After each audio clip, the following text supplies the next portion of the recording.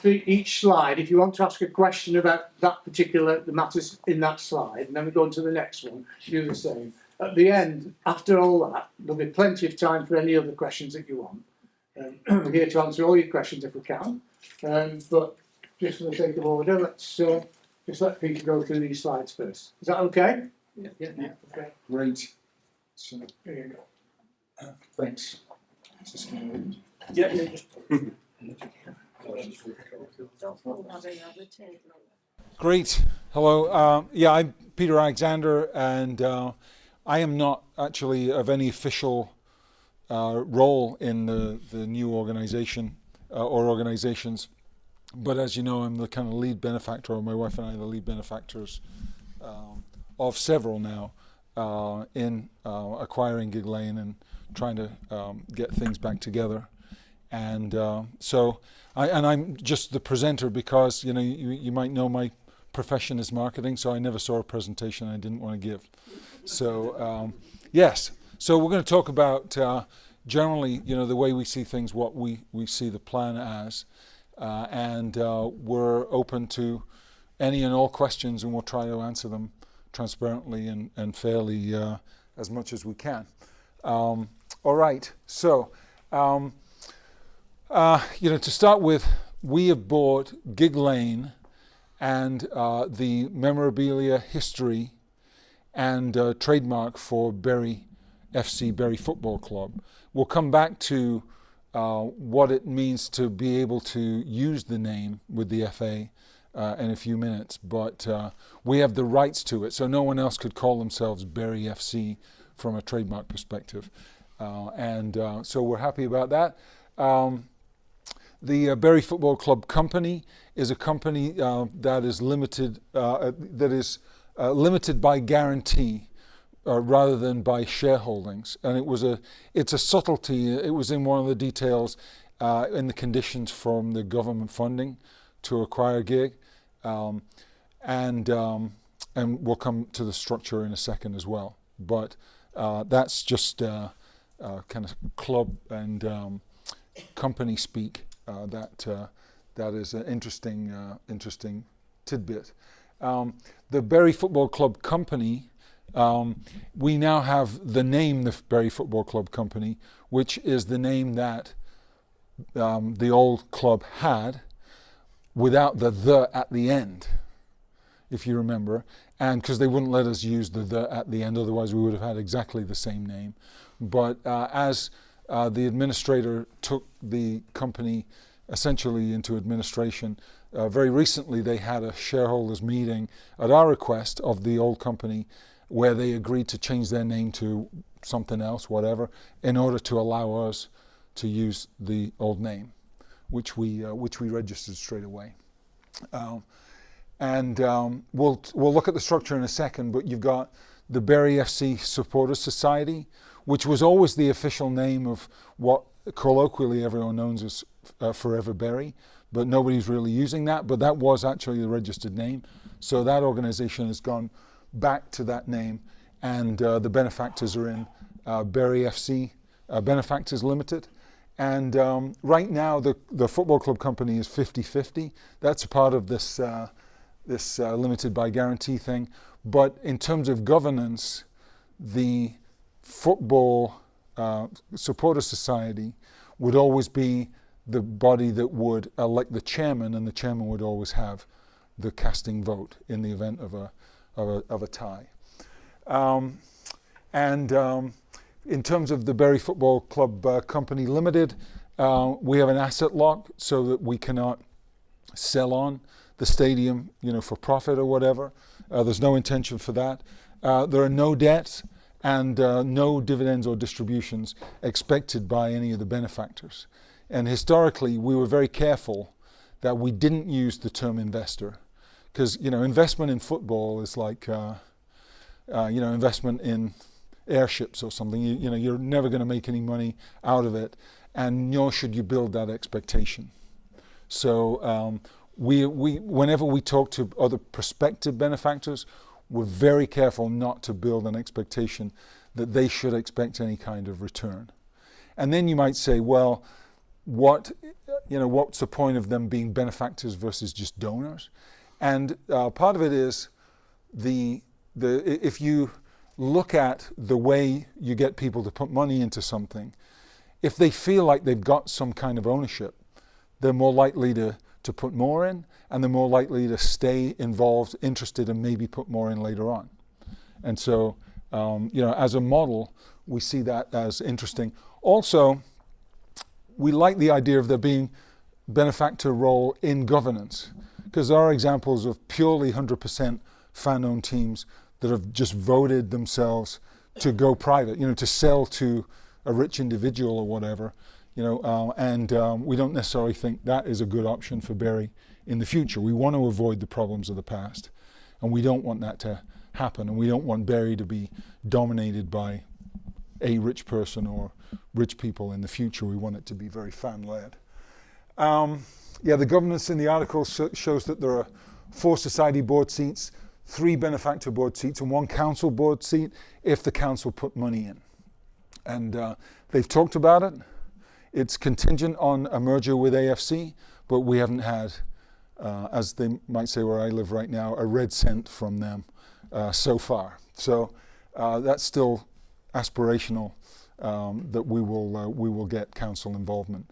And our story isn't that it's about, from a council involvement perspective, that it's about Bury Football Club per se. It's making Gigg Lane a community asset, which is independent of what club plays here. So why does that have to be a condition? Obviously that's something we can discuss. I mentioned the chairman of the board can only be a society appointee, not a benefactor, and we're clear about that. Everything all right? And voting is 1 member, 1 vote, with the chairperson having the casting vote in the event of a tie. We do get questions around the governance if we were to merge with AFC, or even the governance of Bury FC by itself in the future. Would the supporters society have a block vote, or could their board members vote according to the varying opinions within the supporters society? And it's up to the supporters society, to be honest. So if we stayed independent, then the supporters society's got to decide, do they want to always make it a block vote so that the benefactors could never have a higher influence than they'd have as a minority set. And that probably makes sense. And again, none of the benefactors want to be club owners or operating a club. We're mostly into it from a legacy and point of view, and so on. And and I didn't really introduce my history in Bury. I hope you can detect there's a bit of a northern accent. My family were all from Bury on my mother's side. So, and my great-grandparents are in Bury Cemetery. And my grandfather used to bring me to games when I was a kid. And my 2 cousins, both of whom were Metrolink drivers. And on Sunday, tomorrow I guess, my cousin John, who was a Metrolink driver, is about, I think, 10 years older than me, will be at the game with us. In fact, the 9 of my family members, besides my wife, will be at the game tomorrow. And I haven't seen my cousin John for like 30 years. And he wants, when we get football restarted, to bring his grandson, as our granddad did, with us. So I moved to the States in '84, and because I went to college in Bradford, and after 4 years of reign in Bradford, I really wanted to go somewhere with some sun, so I went to California. But it's still nice to come back. All right, any questions on this slide so far? Yes, at the back. Why we're being held to ransom by the council in regards to we have to merge with AFC to get this funding? That's just, in my eyes, just not good. I understand it from the point of view of they don't want to show favour to one side or the other from a football and Bury point of view. This is the town's football club, though. This is our Yeah, and this is the community asset. I agree with you. Yeah, so we've spoken with the council a couple of times. I've been trying to reach Eamon O'Brien over the last week to kind of have that conversation with them, because we expected they'd be in by now. I'll probably end up talking with Jeff Little this week. but I'm not holding my breath because, I think they want to look like they're not favouring one side or the other.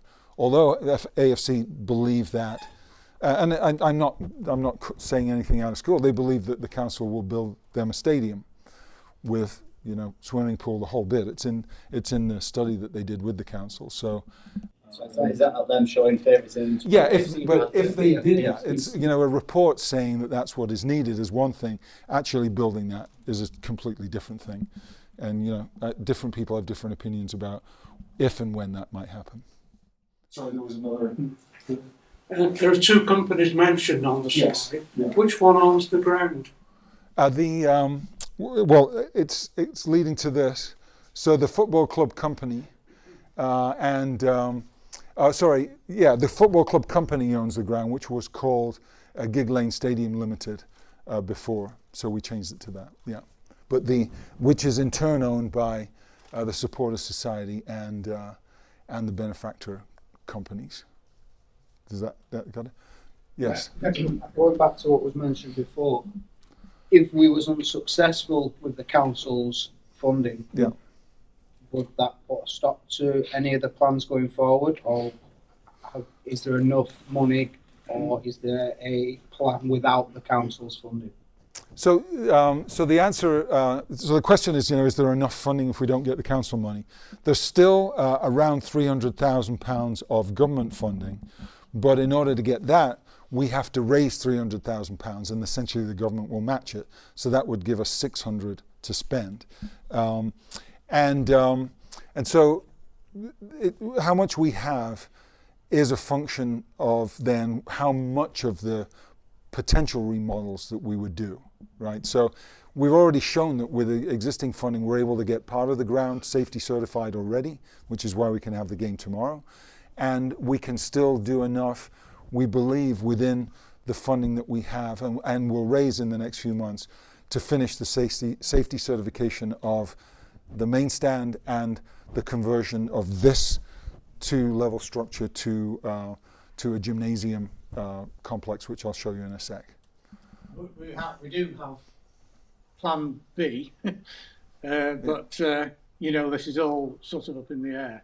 But on the 450,000 that the council has said we can have, subject to that, that can't be matched by the government money, can it? Right. We can't use that, so we do need the other 300,000 as well. It will set us back a bit, but it won't stop the job. I think that's the answer. Because there's just a lot we could do here in terms of, the remodel, the main stand, putting a second set of changing rooms downstairs, maybe, dividing some of the areas to allow for different kinds of offices and that Is kind of thing. there any support? The government have obviously come out and give us this money. Yeah. The council are quite rightly kind of edging the bets to an extent. Is there any pressure from the government for the council to support you? Surely if the government's giving you money, the council needs to be looking towards playing on the same tune. Surely it's better to have everything under one roof, and surely the council see that. Yes, but like you said, they're hedging their bets a bit. But James Daly has been, I think, quite vocal that he thinks the council should step up. But who knows what is going on behind closed doors beyond that. The council are involved in the working party. There's a working party with AFC, and the council are involved in that, and they're setting time. Peter knows more than I do, really. They're setting timetables for that to try and work to that. The idea is that happens. If it doesn't happen, then we might have something to say to the council anyway. But at the moment, we're looking on the basis, and the council's position on the board will depend on the money, whether we get the money or not. Otherwise, that'll be a spare. There won't be that seat there. So there's quite a bit of pressure on them. But for them, it'd be easier for them if we'll do it. At the moment, we're working that way, aren't we, Peter? Yeah. Yes. Sorry, the guy in the green. The question was if you get the 450,000. Yeah. Council, would that then release the 300,000? No. We need to fundraise for that. Needs to be funded. Yeah. You said nobody else could use the name Bury SC. No. But as far as I'm aware, it's not trademarked. It is. It's trademarked. Yeah. Sorry, at the back. The benefactors, how are the shares distributed, and how or how could they move the distribution on to somebody else, or could they sell the distribution? Could you just Yeah, right now, the distribution is according to how much the benefactors have put in. And right now, there's no provision to sell on. There would be successor rights right now. You know, if I drop dead, then one of my sons would be a benefactor. Okay, so heaven forbid that should happen. Right. It's going to happen one day. Could your son then sell his No. share? No. So There are no shares. Right. It's shared by guarantee. Right. So we're essentially a percentage of the guarantee. Yeah. So it's in the perpetuity. Somebody else comes in, say somebody wants to be a benefactor, and comes along with £500,000. Yes. Brilliant. Yeah. Thank you. He then probably ends up with, he has to redistribute the distribution. Yeah. Exactly. And so the way it works is that, you know, we've talked about the 51-49. The supporter society would always have 51%. The 49 would always be the benefactors, and new benefactors would dilute the rest of the benefactors. And that's a precondition of becoming a benefactor. So if someone comes in with £1 million, and you know our share goes down by 2/3, whatever, great. That's £1 million more in the club's coffers.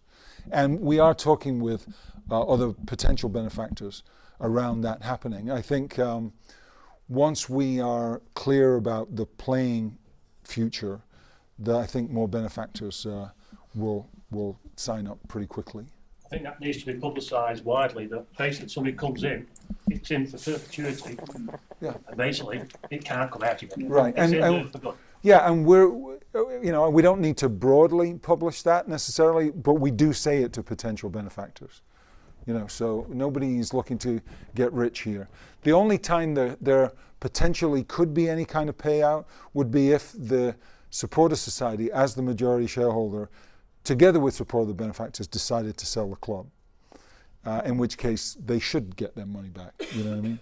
But you know, one of the questions we get is why 51-49 versus 60-40 and that kind of stuff. And part of it is that we want to make it so that it's capped at 49, and just adding more benefactors never changes the percentage. Because if you say, as you know, I've been debating with some AFC people around this in a very open way. You know, what if it started off as 60-40, and then if you find more benefactors, you give them the other 10%.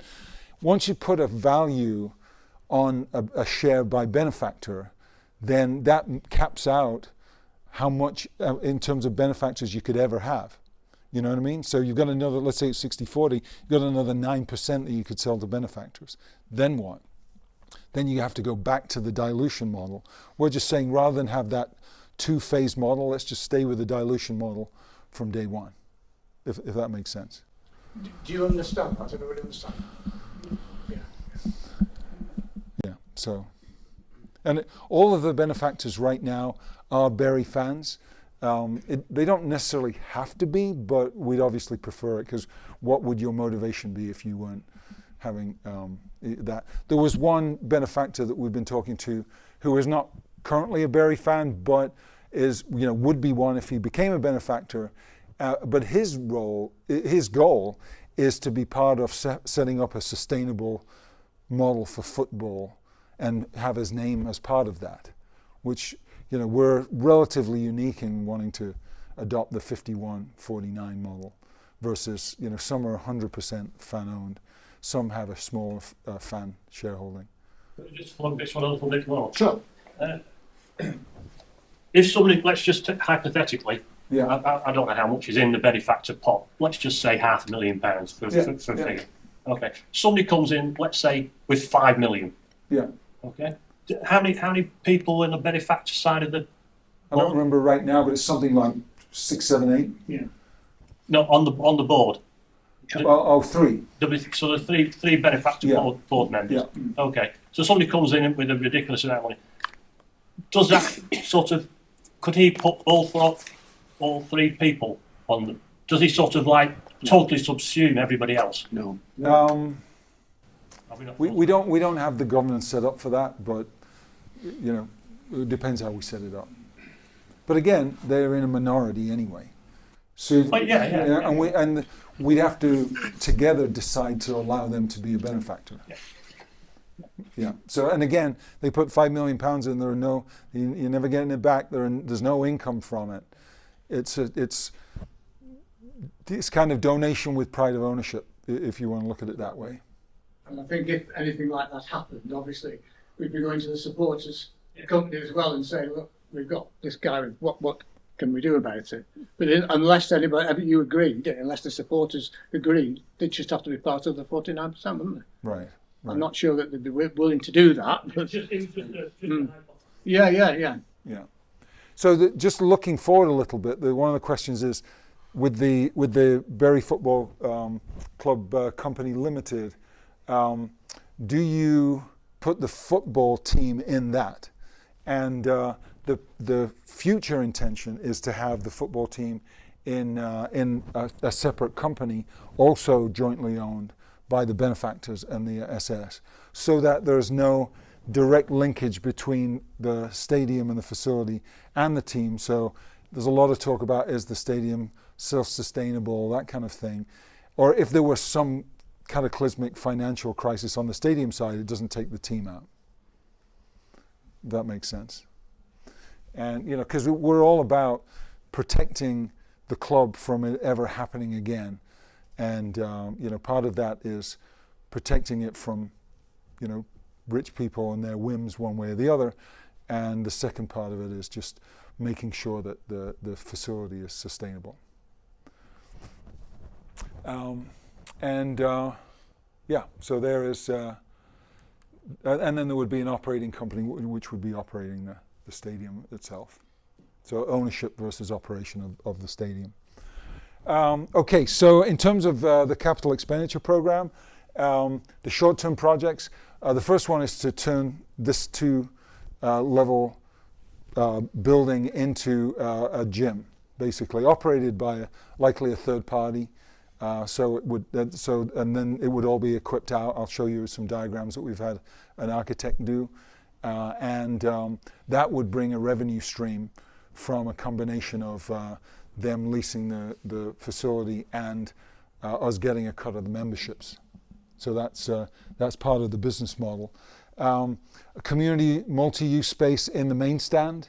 There's a lot of underutilized square footage in there that could be offices, you know, vaccination clinic, what have you. And of course, we'd like to put a second set of changing rooms in the downstairs, so that you could have both, you know, girls and boys, if it's, you know, youth people using the facility, that kind of thing, at the same time. The club shop, we're going to rent out. We don't need that right now. It's real estate. It's retail real estate, so we can just let somebody else rent that and use it for a local shop or whatever. We'll see who wants to do that. It's got a nice location. And then we are interested in a 3G pitch. You know, it's not for the football purists maybe, but it would be make the field far more usable on a, you know, all day, every day kind of basis. We can create a revenue stream from that. One of the things we've got to finalize is whether we want one of these football foundation, grants, or whether we try to pay for it ourselves with, you know, government match funds or council funds or benefactor funds, because the football foundation funds limit what you can charge for the pitch on an hourly basis, whereas if we paid for it ourselves, it would cost us more, but then we would be free to set the rate for the use of the field. And there is a recognized shortage of all-weather fields in the area, so we think the interest in that would be very high. So, but that'll take some time. Yeah, you could in you know, smaller pitches and then still be able to use the big pitch. Long-term plans, potentially the Manchester Road End stand is a fairly simple structure. That could all be changed into something far more usable, and we could have safe standing at the front as well. I know some folks like the idea of standing versus sitting. You feel like you get a bit more grassroots football feel out of that. So having a hybrid of that in that stand could be interesting. One of the things about not being in the top 4 leagues is that some of the rules about what you can do are easier. Now, we don't know what league we'll be in, but we know it's not one of the top 4. So, for instance, you can watch a game drinking beer, which you can't in the Premiership through League 2. So having enclosed boxes, in either a remodel stand or a new stand would be possible, and we think a lot of people are interested in that, given some of the weather that we know is common in the area. And we haven't done all of the work for that. We haven't done all the feasibility studies, but you can go to some of the state-of-the-art pitches and see some of the things they've done. It's all very possible here. Gentlemen at the back, you might have it on your slide, I can't see it from back here. You've mentioned the shop, the social club, is that? Yeah, we don't own the social club. That was a separate parcel that the administrator had, and we said we weren't interested in bidding on it. It's actually in a terrible state of repair. It just had to be knocked down and rebuilt, really. It was before though, wasn't it? And it has to be said, in the process of recertifying for the game tomorrow, we got very positive comments from the council about the improvements already done to safety standards that necessarily weren't done before. Have you had any feedback from AFC in terms of the money pit behind us that isn't worth saving? Well, that is their joke. Yeah, all joking aside, their proposition, because early in this, tell you a bit of the history. I approached before I talked to any of the groups, I approached the administrator and said, what kind of money are you looking for the stadium? And I talked with Forever Berry. I did also talk to AFC. And while they didn't give me a hell no, they made it clear they didn't feel that the stadium was fit for purpose, was the term that they used. And they were working on the study with the council. There's nothing wrong with the study in the complex that they envisage. I think it's around a 4,000 seat stadium with a major sports complex around it, including a swimming pool and all that kind of stuff, would be great.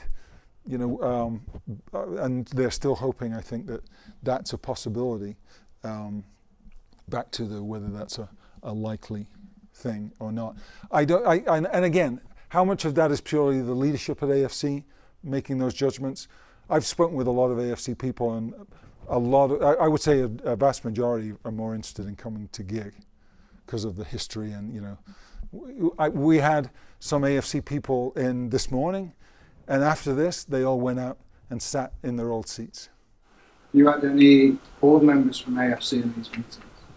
No. That's a shame. Yeah. Any what? Board members. But again, I don't think the board is unanimous in not being interested at AFC at all. I think there are pockets that are, and there are pockets that are less keen. Are there any plans to make a room like this into a hospitality suite for future revenue, bringing money into the club? That way, local businessmen may be interested. Yeah. So there's a couple already where we just fixed all the glass. And women. Yeah. Yeah. I'm sorry. Yeah. So there are a couple already, but then again, cordoning off part of a stand at the upper levels and putting glass in and making it more indoors is entirely possible. Yeah.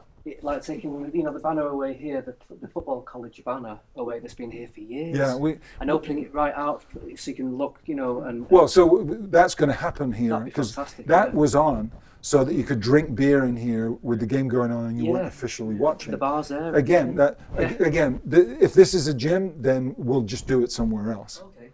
Yeah. But I think on that big space, the idea is that we can use it perhaps in the week. Yeah. For offices or for people coming in, and then on match days it would become the hospitality hospitality suites, so that it'll be multi-purpose. Sorry, just going back to the discussion about the ground. I mean, I'm an AFC member, so fair enough. I'll come clean straight away. All good. I've also been coming to this ground a long time. Yeah. If in the short term, there's hopefully a coming together, and Gigg Lane is the place where football's played, are we say it doesn't rule out in 5 years, 10 years, however many years, a move to a newer ground if that's seen as Correct. feasible at the time. Again, So it's not an either or necessarily, is correct. it? It's I'm not. just trying to tease that out. as well. Once the just the existing community benefit society or the future combined benefit society is the governing body and there's football being played, if the council offers to put 30 million or whatever the number is to build a facility, the club can make a decision then to do that. There's nothing implicit that rules that out. And I, as one benefactor, would be committed not to stand in the way of that. What I will say is, and I've asked a lot of these questions of the AFC members and the leadership, and I've spoken with everyone that I can find on the leadership side. There are a lot of general thoughts about the facility, but there isn't any detail behind that. Because I said, okay, it's not going to be owned by the club, it's going to be owned by the council, and you want all these other facilities. Is the council going to give you the revenue from that? Or does the council keep that to operate that facility, and you purely keep your gate receipts? And their answer is, we just don't have a model yet. No. Peter, if AFC don't play ball and come in with us, Yes. and the plans are put to start a team Yes. of our own. Yes. The question is when. Yeah. Right. And so there's no question that we have a go it alone plan or a merger plan, and it could we could either choose not to merge if they want to drive too hard of a bargain, or if they just say no thanks, right? In which case, yes, we would want to start a team and register it. And we believe, in general, it could still all be self-sustaining.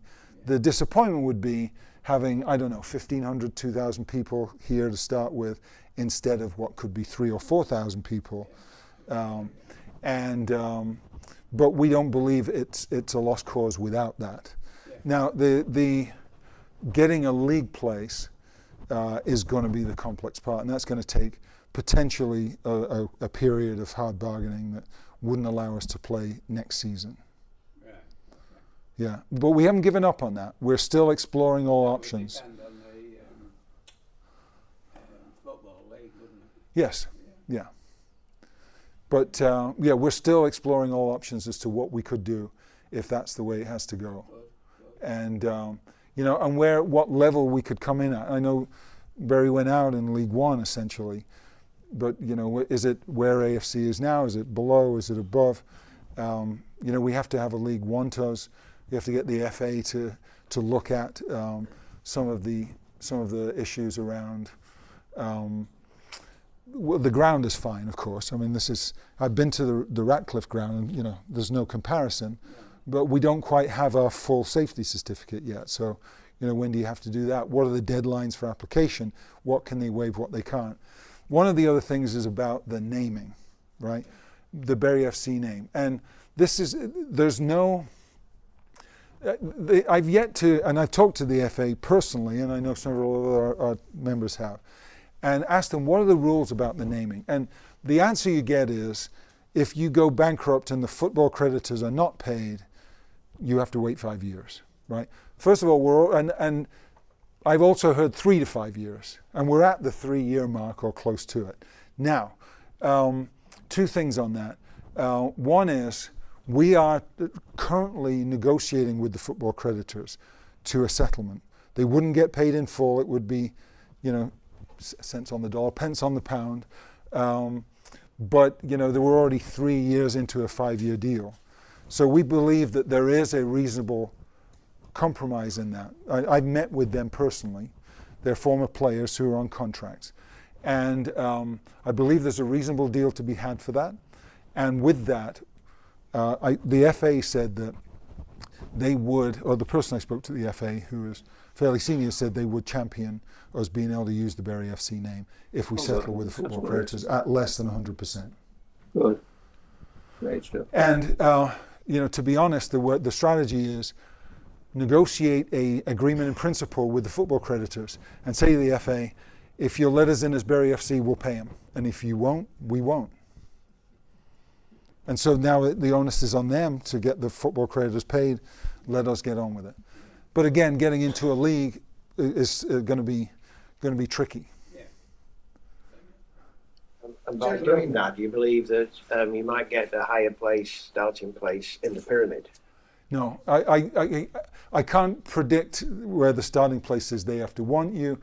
On all of the higher level places, they've got to think about teams trying to come up, saying, hold on a minute, why are these happening? Now, I know Macclesfield went in slightly higher, AFC went in at tier 9. For them to set a precedent is always a dangerous thing, but every one of them seems to have set a precedent in one way or the other. Part of it, the FA are relying on this question of whether there are exceptional circumstances.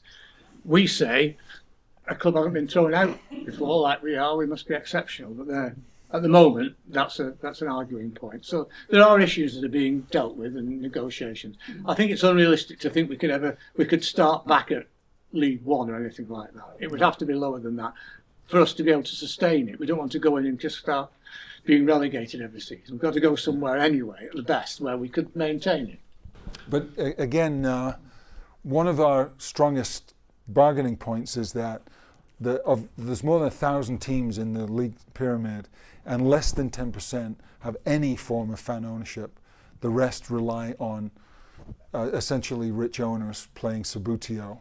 And and we're not that.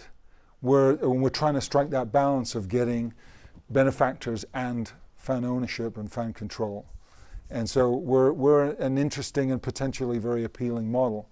And of course, in the lower leagues, all the so-called big teams that have multi-thousand person followings enrich all the other teams in those leagues, because showing up to an away ground with 500, 800 people. Yeah, exactly. And and so essentially the fans of the team are paying to enrich all the other people in those same leagues. Where I saw AFC at a game where they took like 800 people and there were less than 100 local fans. You've said about the FA it's been tricky this season. Are we in any danger of waiting a season, renegotiating with the FA, and the rhetoric is still there's only one club? Are we in any danger of waiting 12 months and then to be still told Bury FC best 1885 still cannot compete in the FA? Until we have a league place, yes. But once we go it alone, and we've got enough fans to warrant. Who could make the case that Bury couldn't support two teams? There are already plenty of teams in Bury, but we could still get 1,000 to 2,000 fans. Most of the teams in the lower league don't have close to that. So is the reasoning that we can't play now the obvious ones, that we're not ready and we're not in a position to, or have the FA been a little bit more towards leaning on the fact that they don't want two teams at the moment, they'd rather have a merge? Would that still be an issue in 12 months' time? So nothing that they've written back to us with has mentioned AFC. It's all been about certification of your ground, use of the name, those kinds of things. They have said, orally, I guess, we'd be ideal. Why wouldn't you guys all want to be one? But and we've been very clear with them. Look, we put the proposal to AFC in January, right? And we're at the end of April now, and we still haven't heard back, right? So now, to be fair, the non-disclosure to get all of the documents happened about a month ago, so they're going through a due diligence process. Actually, last night I heard that our proposal and our business plan was distributed to their board members, and yesterday was the day that the board members were supposed to get back with an opinion on the business plan. So, they may just say we're not interested in merge To based on follow we up think the business on plan is that, rubbish. If you were saying then you were 3 years into the 5-year agreement with Yeah. FA, are AFC in any position now, because you own the trade, we own the trademark, are they in any position now to rename as FC? No. No. So do we have a timeline? What we're going to say, AFC at this date, from there on in, we're going on our own. And have they got a timeline to say, by this date, we'll give you a date? So based on the process with the council, because they're now involved and we're running this kind of working group, it's still looking like a few months to come up with the answer. If we find an in for a league placement for next season, we will immediately say we're going on our own. Actually, let me qualify that. We would immediately put to the membership that we have, do you want to wait or go on our own? But there's no reason for us to set a short-term deadline arbitrarily without that. Because if they want to due diligence, we don't want to be painted as not allowing a due diligence. Now, I work in tech. I've seen multi-billion acquisitions done in 2 weeks. So this looks like process overkill given the size of these organizations. I mean, in 10 minutes you can look at the business plan and go, okay, I get where the funds are coming from and that kind of thing. But who am I to say? It's interesting what you just said there about there is still time to get a non-league club into a league. Potentially. Yeah, there is, because I know of 3 clubs who have now disbanded who are in the pyramid. So those places have got to be levered up or whatever. So when would be the last date you would say we could get a team together and get going? Well, it depends how flexible the FA are going to be, to be honest, and we don't know that. But even if you could pull a team together of people, even if they were getting shellacked every week, fairly quickly, but given the rules at those levels, you can be adding players all the time. We did that. I mean? Yeah. A few seasons ago.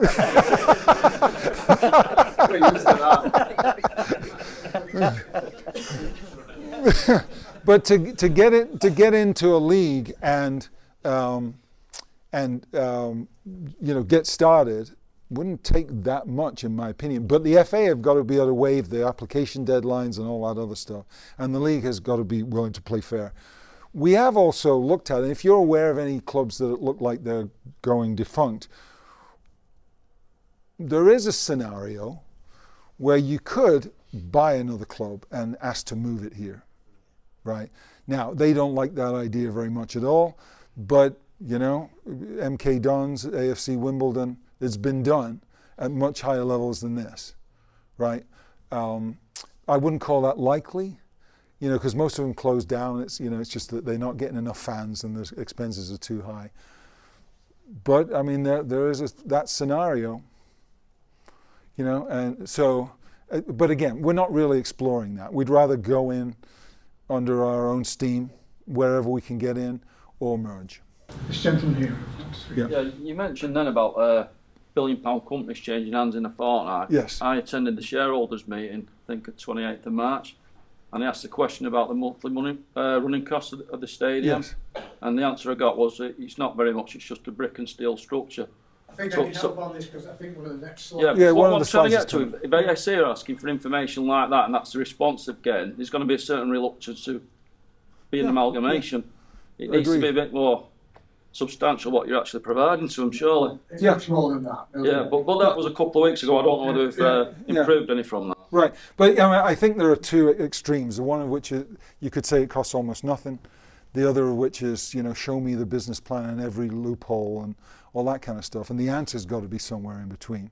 I mean, but at the end of the day, we have found from owning it that the operating costs, because we don't have full-time staff and that kind of thing, and you're not leaving the floodlights on all the time. the operating costs have been much lower than we expected them to be. Yeah. What I'm trying to get at is we can't have two clubs in this town. Why not? It just won't work. It will work. No, not a chance. We'll be back here. That's it. End of. We need an amalgamation of some sort. There is only one club in this town at the moment. We don't need it. Okay, so yeah, I mean, I know there are two sides to the argument, you know, and I've been personally If there's two vocal clubs in being, we saying might as well wrap it up, in my opinion. It just won't work. but yeah, let's keep it above board. I promise you we'll give you a chance, you know, to talk about generally what your views are. But let's just, for the moment, just carry on with what people say. Yeah, and again, let's be cordial, but and we had the session this morning when we got into this too. But I do think I mean, to be fair, it's pretty emotive, innit? And I get what the lad's saying, and I appreciate where he's coming from. But that's my opinion. And again, all the fans have to vote on this, so we're not going to decide it in this room. Whatever the proposal is, we're free to tell AFC no thanks, and they're free to tell us no thanks if that's the way we vote, because the fans are in control now. You know, the benefactors have a minority influence in this. So anybody who's a member of Bury FC Supporters Society Limited and interested in this, they have a perfect right to vote. You'd have to vote on anything like that. So that's... Just if I could just make a few points. In terms of ongoing funding, I talked about the government match funding, which means for £300,000 more pounds, every pound we bring in is matched by the government, right? And that's going to be good, likely for the rest of this year at least. Football Foundation grant for the 3G pitch we talked about, but there'd be restrictions on the rate, so we're working on the business model for that.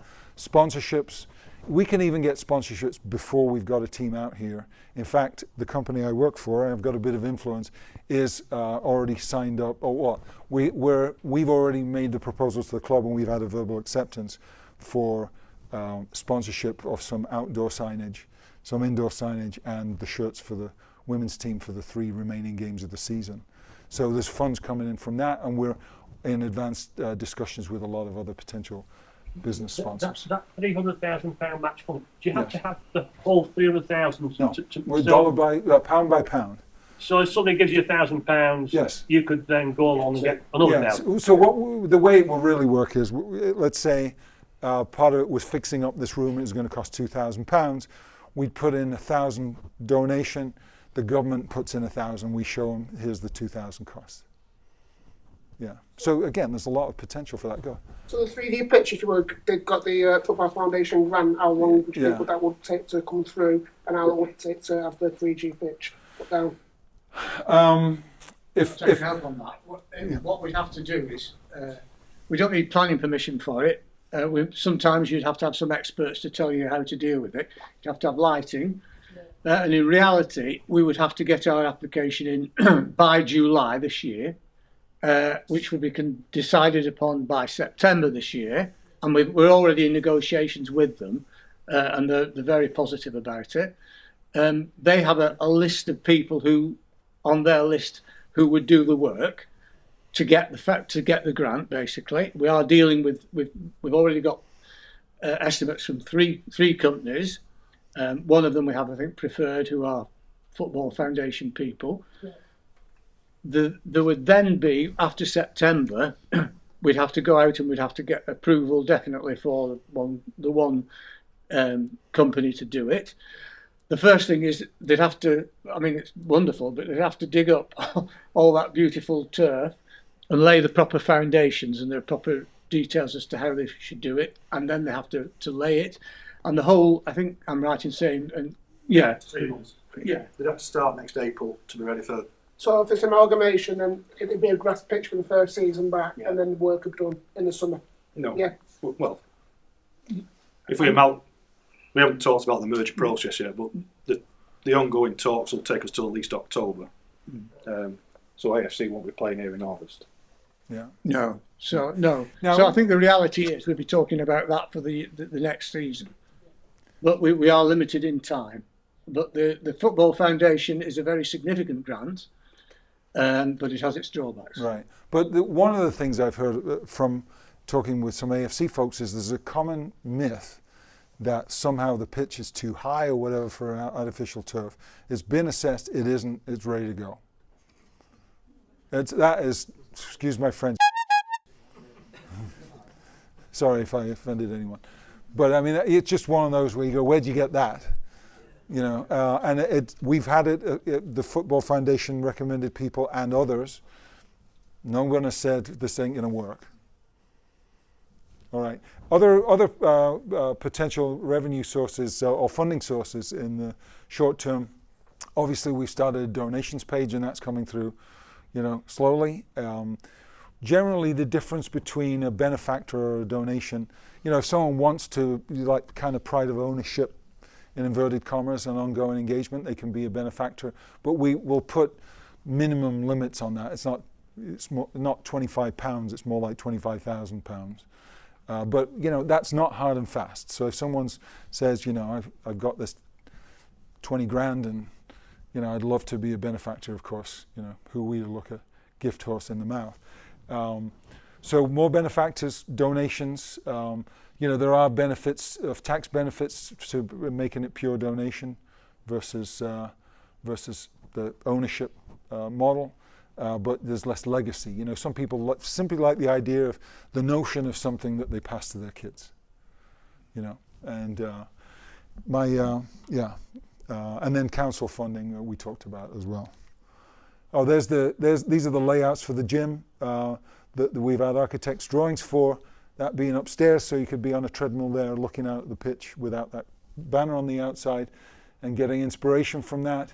And then downstairs, spin classes, maybe Pilates, whatever, various forms of torture, and unisex changing rooms, which apparently is all the thing now. Obviously, you don't, you know, drop trow in front of everyone. You go into one of the little rooms, but you get the idea. Yeah, and obviously, from your deluxe experience coming in the building, that could be improved. And that would be part of that. All right, so you know, some people say, what's the business plan? We've given a detailed business plan to AFC to take a look at. But here are the high-level highlights. You know, for the business plan, we assume gate receipts of a club, right? And that would be part of maintaining the facility and so on. So there are definitely gate receipts and season tickets, membership fees, obviously looking at a membership model going forwards. We haven't decided on the membership for next season here, depends whether we've got a team here or not. And you know, if we did a merge or amalgamation, whatever, how to merge those two membership structures. Again, that would be decided by the benefit societies. Sponsorships and fundraising, and that's well underway on the sponsorship side. And I think there's a lot of upside in that, given what we've already been able to do. Food and bev and merchandise, you know, you can get a lot out of that. Who doesn't like a pint and a pie with a game? And you know, obviously shirts and all that kind of stuff. And we've got already merchandise available from the online store. And then community usage, we think, has got a lot of potential. This is relatively conservative with a 3G pitch. What we've seen from 3G pitches in the area, and we've talked to them, is we could rent out the pitch most of the day, every day, and with floodlighting most evenings as well, because you know that's when your, you know, amateur leagues and so on want to play after everyone's been at work. So you know, those are the overall parts on the income side. Then some of the costs, you know, things like staffing. We don't anticipate any full-time staff per se, but you've got to pay for some people. A lot of the staffing, like with AFC, would be voluntary, but you've got to pay some people for some of the more professional roles. Costs of sales of, you know, what does it cost us for things? You know, merchandise has a cost as well as an income stream. Elite men's team is modeled on what AFC are doing. You know, so if they look at the business plan and say that you know, some of these things don't look right, we got them off of their operating plan, right? So maybe we won't get as many fans, and maybe we would not have as much to spend on players, but that we understand that. Insurance, we think that's on the high side actually, given what we've seen for the insurance that we have right now. Right now our insurance is around £8,000 a year. As we look to put bigger crowds in the stadium, we obviously have to spend more on that. So far we've been pleasantly surprised on that. Utilities, again, it depends how much in particular we're turning on the floodlights.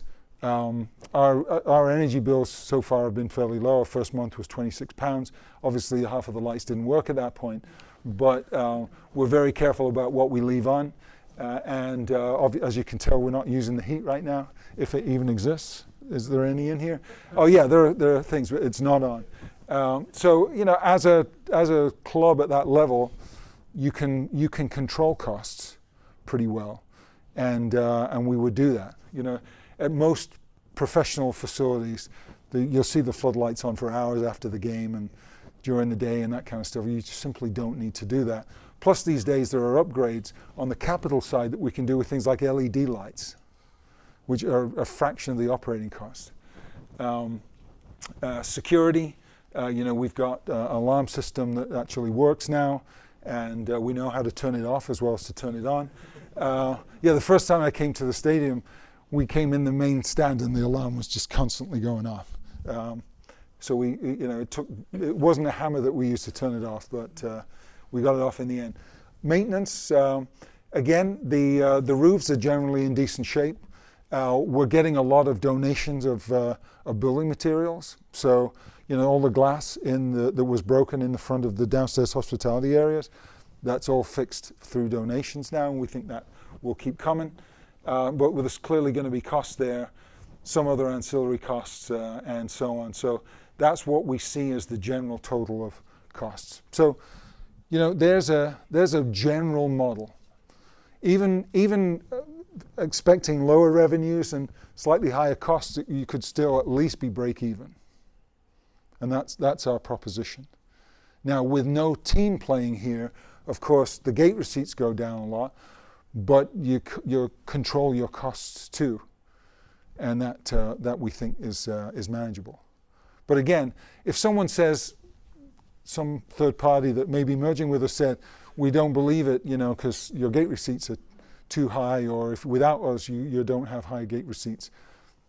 That's only true if we don't have a team. Right? As soon as we have a team, then we believe we can get the gate receipts to that level. I know some people think we'll get most of the fan base back, until there is a team, whatever that team is playing here, our costs are going to be higher. So the gate receipts, what's that? What attendance is due? Is that based on average attendance? I don't remember. So we could follow up with that, but it's in the business plan that we've shared. So not generally shared, but it's conservative. If you work it out, it's simple. 20 games, 500 fans, not season ticket holders. It's lower in that league. I think it's on like 18, 19 games. But yeah, so. Yeah, but we will win the cup, not like you lot. Yeah, and there's a lot at the lower leagues. There's all kinds of cup competitions.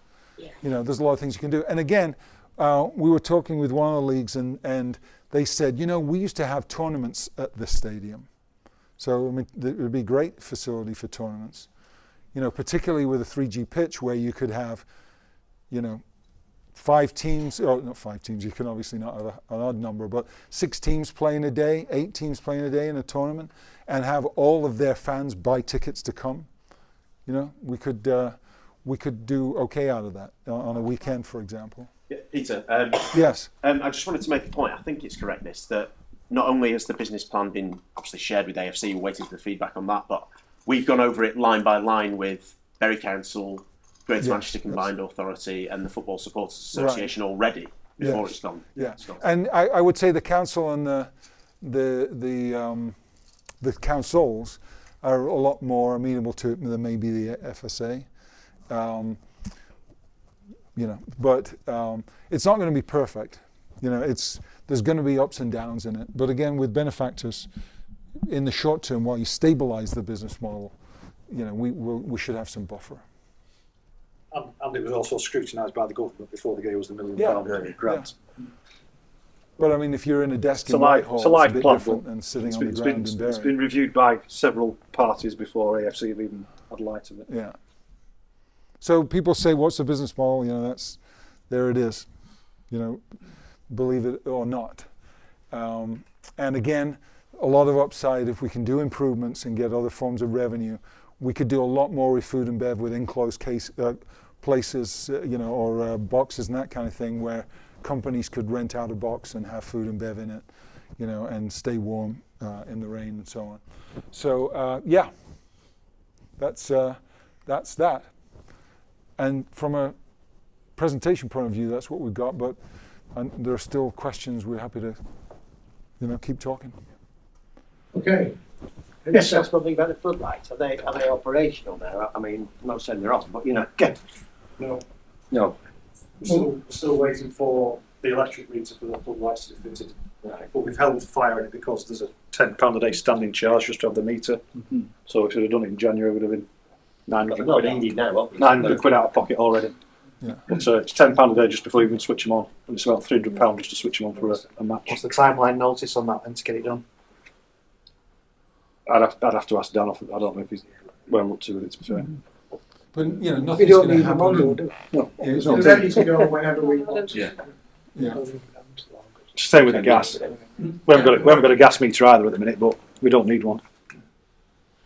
If we have We don't need a all gas meter right pitch, we'd have to have lighting, separate different lighting as well, which would be cost, but would be part of the grant if we did it that way. Yeah. Yes, the gentleman, Jeremy, and then this gentleman. We talked about AFC. Have we got, or have you, because there's a certain number of you chatting to AFC all the time, aren't they? Yeah. Have you got a rough timeline of when AFC are going to come out the woods and show us what they've got? Well, the working committee is working through a timeline that extends out to October, as someone mentioned. But they could come back any time and say, we don't believe the business plan, we're not interested. Or, look, we believe our members all want to do this, and so we want to plow forward faster, which would be, you know, I think either of those two would be preferable than just keeping it going for. Have you got a feeling of? No. And I've been asking. It turned out my wife and I staying at the same hotel where they had their awards thing last night. So we ended up chatting with a bunch of them in the bar, and nobody seems to know. But I talked with board members and the whole bit, and Marcel and those guys, and most of them are positive about doing it, truly. But you know, when they feel is the time to go to the membership, and again, they need 75% support. So I've spoken with Phil Young a couple of times, and he believes that it's going to take thoroughness to get to the 75%. But I mean, and I know there are lots of opinions about whether that's a smokescreen or whatever. I won't comment on that, but yeah. Is that 75% of the total membership? Yes. Or is that 75% of the people who vote? Okay, I don't know. I don't actually know. Because there's a big difference, isn't there? There I is, think yeah. there'll be people attending and voting, I think. Yeah. And the same applies to the other society. Ours. Yeah. Both societies, so both societies have to get 75% of their vote. Yeah. For the merger to go through. And before that, of course, you've got to find out what the resolution is. What are AFC and Phil Young asking you for? Nothing. They asked us for details and we've given them to them. So, but in terms for them to emerge, are they putting their opinions across to you as to why they wouldn't want to merge? We've said a few times about a compromise. What is their compromise? What are they? We haven't seen anything back. There's been no response to our proposal. Back at all. Well, I mean, there's been a few verbal things, but you know, again, it's what they.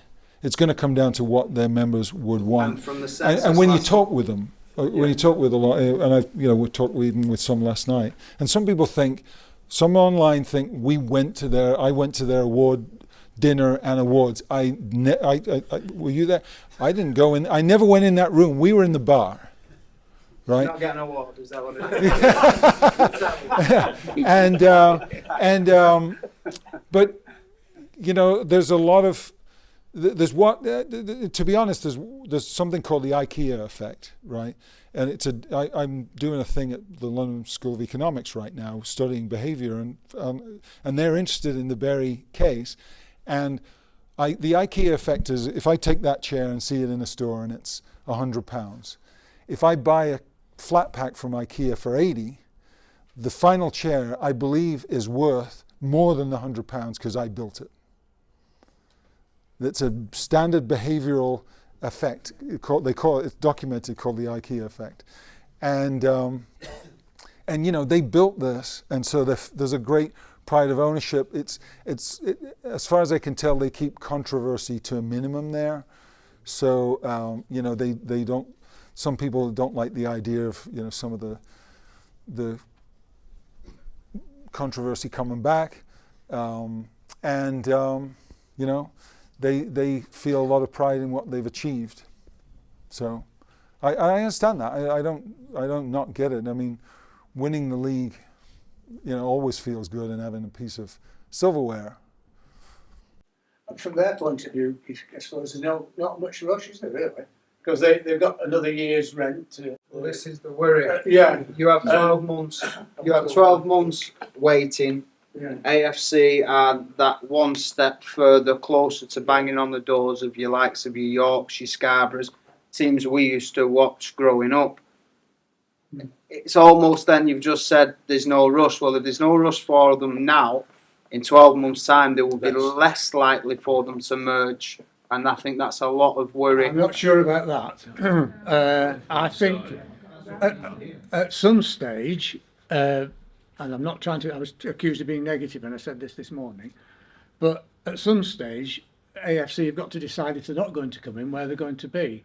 As they climb the ladder, are they still going to be able to rent at Radcliffe? Is that going to be a possibility? Or are they expecting this stadium, which, if the council came up with the money, which I'd be very surprised in the present climate, given that they're doing us, within the next 3 years, how many years would it take to go? FC United have found, they started off great with a bigger swell than they have, but there's a ceiling. You know, longer term, at the present time, Bury AFC are all right, because they've got another year there. They know that we want to merge, or we're negotiating with them to merge. From their point of view, there's no rush. Puts us under pressure, doesn't put them under pressure. But longer term, I think, you know, it isn't that. I think they're going to have to think about things. And after another year, when the current rental expires, they're going to have to think about it. Don't know if Peter wants to add to that. That's my personal view. Yeah, obviously, I think that's a thing. There's a lot of headroom for growth here. I think it goes down to aspirations, and you've said it yourself. We'll touch on the IKEA effect that you've just mentioned. Are they wanting the feeling of Bury Football Club back at Gigg Lane, or are they wanting their shop? And do they feel that the value of what they've built is worth keeping on their own? I think that's the question. Well, and the question is, who is they, right? I think the leadership may have one set of opinions, but 100%. you know, let's go back to they take pride in fan ownership and the votes and all that kind of stuff. Let's see how the fans vote when it finally gets put to a vote. And you know, and the most of them I've talked to are very pragmatic, like the idea 100%. of a merge. I have no issue with any AFC fan at all. I'm still friends with a lot of them. Did you want to say anything about this? Because I've kept you quiet a couple of times, not deliberately. No. No, I meant the gentleman behind you. Actually. We understand that there are feelings both ways. That AFC not very happy with us. Bury fans who don't want to be amalgamated with AFC. I think I've got to say that our main aim, ideally, is to unite the fan base here as Bury. That's our aim. But it doesn't mean to say that if we can't achieve it by merging, that's the end of the road, because that's certainly not why people like Peter and other people themselves have put in a bit of money. We want a club at Bury. We don't want to be anybody to know our names in 2 or 3, 4, 5 years. We just want there to be a club here. We don't want to run it. We want to have a say, possibly, as benefactors. But we want a club here that's a Bury club that puts a smile on the faces of the people in Bury Market and everywhere else that we go, that raises a bit of the economy for the town of Bury together. That's what we want to do. And in doing, if we can unite the fan base, that would be the best possibility. Playing at a reasonable level here. Yeah. The other thing that you have to watch in the lower leagues, and even Phil Young, when I talked to him, kind of mentioned this, is when you're the big club in a league and you're crushing everyone else and winning trophies and all that kind of stuff, it feels great. And then you start climbing. You don't get that many more fans being in tier 7 versus tier 8. And as you go up the leagues, you start having a higher cost base. And then going back to this break-even model, your higher cost base, you know, maybe you can't spend as much as some of the teams in some of those leagues. And suddenly what was champagne football becomes, you know, a bit of a slog where you lose half the time or more. And, you know, you're not going to get promoted this season. And in a volunteer-led, limited attendance model, how sustainable is that? That's when you start falling, and then that's got a compounding effect again. So you would like the Bury total fan base to carry you through that till we got to some kind of steady state about the break-even and level of football model that everyone's okay with. You know, Macclesfield crushed everyone this season, or mostly. You know, AFC did. You know, in 3 and 4 years, is that going to be true? And then, you know, and Phil Young said to me, you know, his biggest worry is losing the volunteer base because of, you know, loss of morale as, or you know, people getting bored with it, or, you know, if it's no longer champagne football 4-0 every week, you know, how many people are going to volunteer? Yeah, sorry, just to respond to that. Yeah, I think that's exactly it in a nutshell. And for me, who in a way is a bit of an outsider because I don't live in Bury now, I'm a member of AFC and I'm a member of the Supporter Society. I've been virtually since day one. I don't get the animosity. I just don't get it at all. And I get really distressed when I see some of the rubbish on Twitter. Because for me, I was ready to walk away from football. I thought Gigg Lane is gone. It's going to be a housing estate, whatever. I thought the crooks have taken over. So I thought, that's it, it's gone. When AFC came along, I mulled it over and I thought, well, I'll go and give it a chance. I'll go and watch a bit of football connected to Bury, because that's what I want to see. And that's what I've done. As a consequence of that, I'm supporting my local tier 10 team as well in Warwickshire. So for me, I don't get the animosity. For me, it's a no-brainer. We need one club in Bury. It's an absolute no-brainer, and I don't understand the animosity. Because for me, Bury FC was dead. I couldn't see how that was going to be revived. Maybe other people did have some vision, but I didn't have it. We need voices like you telling AFC. Well, I'm a member, and I think so they're don't in there. worry. I do think I there's will plenty use of my them in voice. Yeah. As an ordinary member, I certainly will be. We haven't got a problem with the fans. Well, I think one of the problems we had was the Phoenix Club started Protest Club. Before we were dead. Before we'd actually... Wasn't the Phoenix Club? Yeah. You know, so, and it was under the impression whereby it was actually set up whereby they would carry on playing football within Bury, even though it's in Ratcliffe, within Bury, until we got going again. We've now got going, absolute brilliant, but now there is a divide. But I don't think we are. I don't think Bury FC has got going, has it? Well, what we always for? There's a game here tomorrow. Yeah, 3 years. I'm talking about senior men. No, but what I'm saying is that was the whole point. Once Bury FC got back again, then they will step aside and carry on. Hopefully. And the third option. Well, hopefully in the town hall. That's what's going to happen. Yeah. Well, hopefully it will, but it's looking like there's a lot of people the hierarchy are saying no, we don't want that. We'll see. I mean, I think we'll see the colours of everyone's opinions when people vote. I mean, these are all valid discussions, but what's the vote going to say? But we can't do anything until they have a vote. No. Well, we can. We can and are. We're exploring our options for getting into a league. And if we get suddenly an opportunity, we'll say, okay, guys, this is the time. Yeah. Are you in or not? Yes. There's 2 votes. One's the proposal. Yeah. And how the membership votes on it. The Yeah. second one is everyone's feet. Yeah. If we start up and AFC is still going, people have a choice then. Yeah. And if AFC see their backside then so be it. They want to be with us, be with us. Yeah. And we haven't got a problem with our fans. I know, there are fans. No. I've got a problem with the hierarchy there, and a lot of others have. And again, if we were to amalgamate, there's no their hierarchy, our hierarchy. There's the vote. There's the hierarchy that the combined Community Benefit Society votes in. That's it. If there was a man's game there tomorrow, there'd be 3,000-4,000 people. Yeah. Yeah. Without a doubt, because there's going to be 500 for a ladies' game. Yeah. I've never seen a ladies' game in my life. I am doing tomorrow. Great. Yeah. Great. So, sorry, that brings me to what my original question was going to be. Yeah.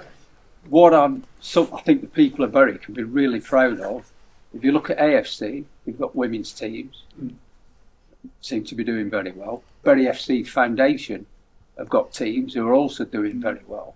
I wonder what the future is there as well, because again, any coming together needs to look at that whole structure of the junior and women's side of the game. And I don't know whether I've never seen that come up in any discussion so far. Right. You know, we could say one of them is the official Bury FC women's team, and there's still a AFC women's team or a foundation team.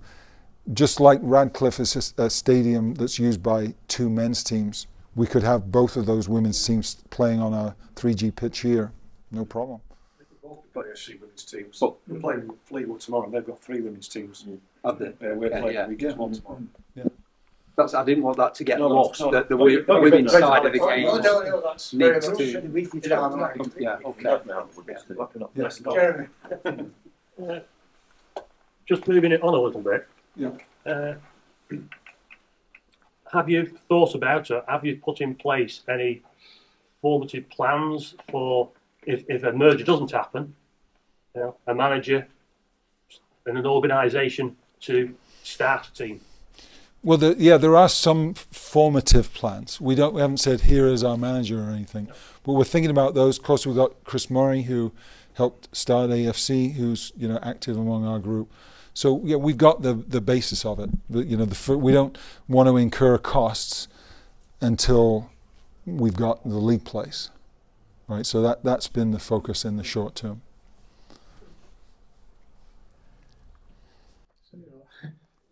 Does anybody want to say? One of our colleagues this morning said, "Do you want to tell us what your personal ideal is that you'd like to see happen?" Does anybody want to stand up or sit down and say? Next season under Bury Football Club. A merger. It has to be a merger. Well, that's your opinion. Well, it's just everyone. Bury Football Club, not AFC Bury. No, a merger. The two clubs have to come together. Well, I think we need to put a line under this AFC and Bury Football Club and just start off at the beginning. That would, if there were a merger, that would. Yeah. You can't ignore what they've done. If there's a merger, it would be one new. Well, it'd be the old team. It'd be Bury Football Club. It wouldn't be AFC playing here, and it wouldn't be. It would be a combination, an amalgamation of everything with a completely new society, effectively, and new officials in it, new people in charge, which would have to be elected from everybody. Under the Bury Football Club banner. Correct. Here. Yeah. I think you're right there. Now, again, there's still a chance, even if we settle with the football creditors, that the AFC could say no about that. But on what basis would be the question? Until they say yes, there's always a chance they would say no. I mean, they've had long enough to have a vote whether they want to carry on next season or not. Well, if they've been allowed to vote, I don't know whether it's ever been put to them. Well, that's what I'm saying to the hierarchy. It's controlling the fans. Well, they're playing Radcliffe next year. They've had to tell the league that, so they're playing Radcliffe next year. But again, things can change, and the FA can go from intransigent to flexible if it looks like the right answer fairly quickly from what I've seen of what has happened to other teams. So I think, You can get special dispensation from Councils League to add another ground so you can play. FC United did it a few times when they played at Gigg and they couldn't use it. So. Yeah, there's all kinds of things that could happen. We have got a lot of people behind us, really. I mean, the government are behind us because they're putting the money in. And because of this whole push for fan-owned football, we had an excellent letter from Tracy Crouch, who'd been given this report, which was actually given to the FA. We've got that, the support of the government. We've got James Daly, who's very, very keen and very, very forthright in that. We're hoping we could get the council to be as forthright, but they're hedging their bets at the moment. But well, but again, I think we try not to appear political in this, because we don't want to come across it like it's not like Celtic Rangers where you've got Labour and Conservative teams. That's the last thing we want. We want everyone to put money in. They said they were putting £450,000 in. They're not putting a penny out. Yeah, that's right. Well, that's something that we want to try to move the needle. I think we should start asking the council questions. Absolutely, yeah. Just going back to what we want. Yeah. I've been watching non-league football basically since what's happened. Yeah. And it's a different game, isn't it? But as a merged team, I could see we have the potential of getting to the conference. Yeah. We get to the conference. We're just looking at Stockport now, top of the table. What are they getting? 5,000, 6,000, 7,000, 8,000. We've got Wrexham with 10,000. To get out of the conference will be a hell of a job. But I could see a merged club getting to the conference. A split fan base. I think this is my view. I think if you could get to tier 7, where Radcliffe is, both teams would be doing well. Because that's what I was saying before I got told the top. That's exactly what I said. We need unity. I've watched Radcliffe this season, and honestly, that is competitive stuff. Yeah. And to actually, and there's teams there with money behind them. You've got Celtic. They've got money behind them. And he says the league players in there to actually get above there with just fan money. You've not a snowball. FC United have finished 10 points above Radcliffe. They've got about 3 times the fan base as Radcliffe, and they can't get out that league. No. So as a split team, that's your aspiration. You're looking at playing in tier 7 at best.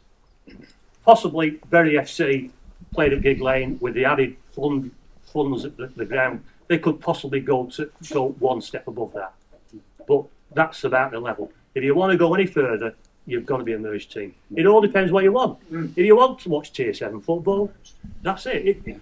What people don't realise, it's no good bitching. This is a league club, but it's no good bitching. Not anymore, though, is no, it? No, it was before. It's no good bitching to each other. No, basically, you pay your money, you go where you want to go. That's right. Right? It's a discretionary purchase. I can't force you to come here or to go to Radcliffe or what. You make your own mind up. That's it. And you'll end up with basically a split support. And 2 teams confined to non-league forever. Well, as we're looking at this, there is a trend for teams not to have aspirations beyond the conference, because the flexibility goes way down. If you've got a 3G pitch, you've got to take it off. You know what I mean? If you want to watch the game and have a beer, you can't do it anymore. I mean, the fan experience and the self-sustainability of the facility and the team may be better in the conference than in League 2. And for what? How many extra incremental fans? There's a lot of clubs in the conference who want to get into League 2. No question. No question. They're not in there just for that. Yeah.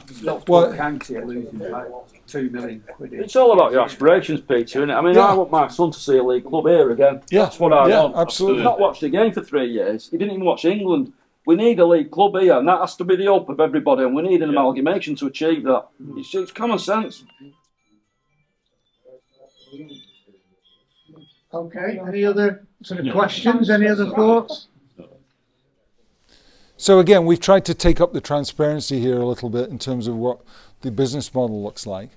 and what we're thinking. And hopefully people are seeing what great shape Gigg is actually in. I was very surprised when we finally came in how it wasn't that kicked in and wasn't, like an abandoned building for the last 3 years. It was actually in fairly good shape. It's loved so much, you see. There you go. Did you have Just to bring, obviously, this last merging conversation got us all a bit riled. I was just interested to know, you mentioned there was quite a few AFC members here this morning, and that would have been brought up. What, forget about the hierarchy, the members can vote. What was the census with that talk? Are they happy to merge? I would say on balance, the people who've been here, who've been more AFC fans, have been more on balance to merge. I think the ones who are dead set against it wouldn't come to this and just risk getting shouted down. I think they would just talk in the back channel. And again, we have to respect there are some people that simply won't want to. And if we wanted to merge, there might be people on our side who would simply not want to.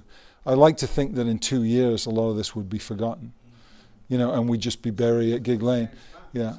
And again, the London School of Economics, the Department of Behavioural Sciences, offered to work with us on depolarization of the fan base if we choose to. And we charge them for that.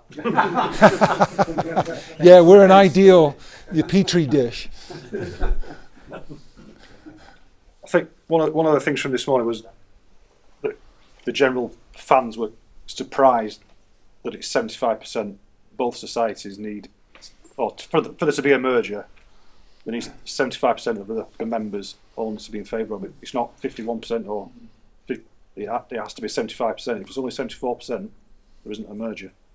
Where does that come from then? It's just It's the first I've heard that. It's in the rules. It's in the Constitution. 75% vote, many majors. It's easier to leave Europe than it is to join football teams. Just kidding, just kidding.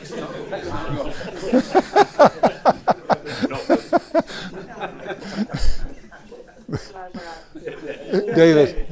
Is it not in AFC Bury's constitution that if there's a ground available at Bury, they would go back there? I think it's that they would wind up if Bury was. But I don't know if nothing on their website says anything about that. I've not read that in their constitution. Yeah. That was left at the town hall meeting, but then that seemed to get forgotten. Option quite 3. quickly. But again, one of the things that did come up this morning from the AFC fans, the AFC fans here this morning who were quite outspoken, did talk about the 100% fan owned versus 51-49, but. And I've pointed this out even at the board level to them, there's nothing that says in the AFC constitution 100% fan owned. If that's your definition, you might have mentioned it. It's not there. In fact, the opposite. Their constitution shows that there's provision for what they call investors. We don't believe it's wise to call them investors. That's semantics. But they have a provision for it. See, it's all new in the ASD as well. It was all new. It all started up from nothing. Yeah. And it was just the support, basically getting together.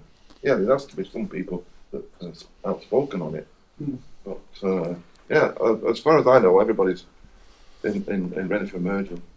Want to be back here again. And again, just imagine, the great facility. Look at it. The sun is shining right now. Fantastic shape. A team coming up through the league's multi-thousand fan base. Another thing is, with the lower leagues, you go in the bench, you can have a drink, you can walk around, you can mix with other suppliers, everything's so friendly. Yeah. That's not possible here at the moment. Would that be made possible? Yes. Yeah, that's important. Yeah. We even tried to be a licence for today, didn't we? For tomorrow. For tomorrow, we couldn't get it. Slight mishap on that. But if you want to bring a 6-pack, I'm just kidding. Is the burger van tomorrow? Yeah, the burger van will be there. In America, they call it a roach coach. By the council. I don't think we should be held to ransom by the council because the council's already got a vested interest in the elections next month. That's why they were on that car park saying they donated 450,000 and we're not had a shilling from them. We have complained to Jeff Little. But Jeff Little is a council employee, he's not a councillor. Yeah. It's just Well, let's all vote with our feet next month. Well, we don't think it's fair. It's put us in a difficult position, but we've got to deal with it, and we intend to do. We're trying to deal with everything in a positive way, so that we're trying to. Want to work with the council. Yeah, we don't want to make any enemies, right? That's right. Yeah, absolutely. We could even make a box just for the councillors so they can have a beer. I don't know. One idea. Can I just say, I think it might have been said before, but the whole 5149 or whatever, the benefactors, all the benefactors are Bury FC fans. Just want to make that clear. There's no hidden agendas or anything like that. They all want the same thing as the 51%. So that when you said there might be new benefactors approach and everything, they will be approached as in the yeah, and they would have to be approved by the club. So we are actually 100% fan owned. Yeah. If we were all transparent, I think the 300,000 or whatever you needed would be put there by the fans, by the whole community of Bury and Manchester. Yeah. It's not been as easy to be telling everybody what we want to do because, well, a number of reasons. One is because, of course, it's private and it's people's money and things have to be got No, but the people would be more generous and they'd have more volunteers on a Saturday and a Sunday here because a lot of people didn't know what they were doing it for. Because I've got friends that wouldn't even dream of coming down. Well, that's what these meetings are about. We've also been aware that. And there has been AFC fans down there doing it as Absolutely. well. Yeah. That, when we have all got personalities involved together. leading things, they tend to get lots of criticism and people, we try not, we're not individual, there's no egos in our group. Well, I've got a bit of a one. You got, well, but ask your dear. Yeah, as long as my wife lets me have one. Yeah. But we're Bury fans, and that's what we want to show. We don't want names, because names get people criticising, finding faults. I think we should ban social media as well. That's what they said this morning too. Yeah. We said anyone that's got anything to say should be in this room or not hiding behind a screen. Yeah, we said this morning no problem with any AFC. Nothing makes grown men behave like school children like social media. Peter, when they're hiding behind a screen. You called me what? Years ago, it was shut up or put up. That's how it was. Okay. Sorry. No, it's fine. I hope it's just passion. Absolutely. That's good. Well, in closing, I'll say it's nice to meet everyone. I'm not going to be here that much. Again, I'm not trying to own or run a football team for the sake of the legacy of my family is why I'm interested in coming in. I've got relatives who will be season ticket holders here, as we will, but we won't fill the seats that often. So it's just good to see everyone and hope to see you all again soon. Peter, come over, for these various meetings and things. He's passionate, He might be living in America, but he's as passionate as anybody about this, aren't you, Peter? Absolutely. Great. Thanks, everyone.